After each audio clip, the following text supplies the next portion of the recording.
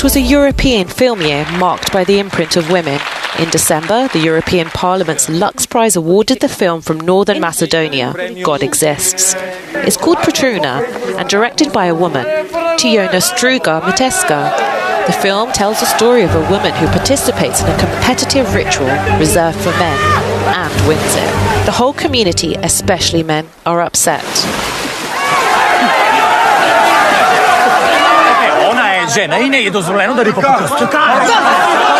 We must denounce patriarchy in the Balkans, in Europe, in the world.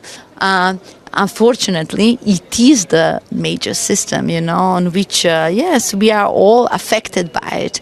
But we do live in exciting times because we are questioning, we dare, just like Petrunia does.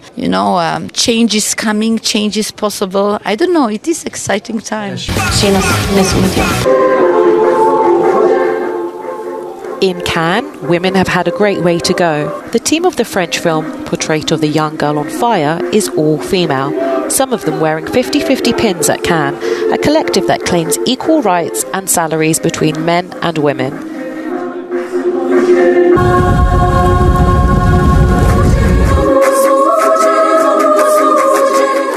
The film is directed by Celine Sciamma.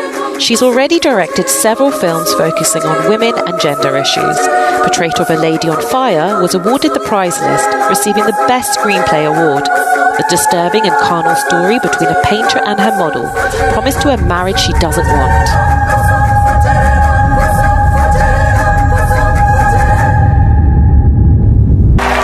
Whilst Olivia Colman created a huge surprise at the last Oscars, hitting Glenn Close and Lady Gaga, the big favourites, winning the ultimate award for an actress. The British actress revealed in the Broadchurch series is breathtaking in the role of Queen Anne of England, in the film The Favourite by Yorgos Lanthimos, alongside two other great actresses, Rachel Weisz and Emma Stone. I hoped I might be employed here by you. As something. A monster for the children to play with, perhaps. On the actor side, our favourite is Antonio Banderas, who plays Pedro Almodovar's alter ego in Pain and Glory, and for whom he won the Interpretation Prize at Cannes. If you think about it, it's probably more Pedro Almodovar than Pedro Almodovar.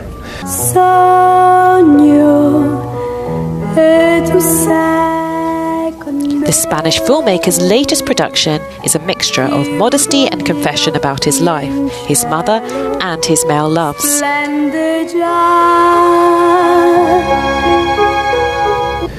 So when I read the script, I just saw something that was close to be confessional.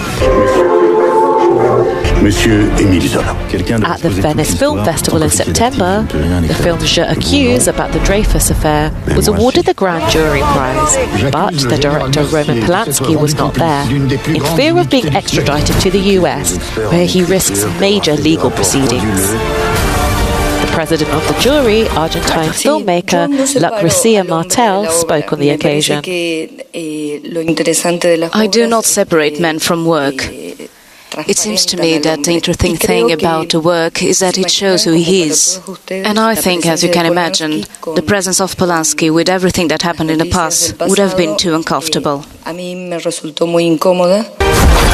une société en est là, elle tombe en décomposition.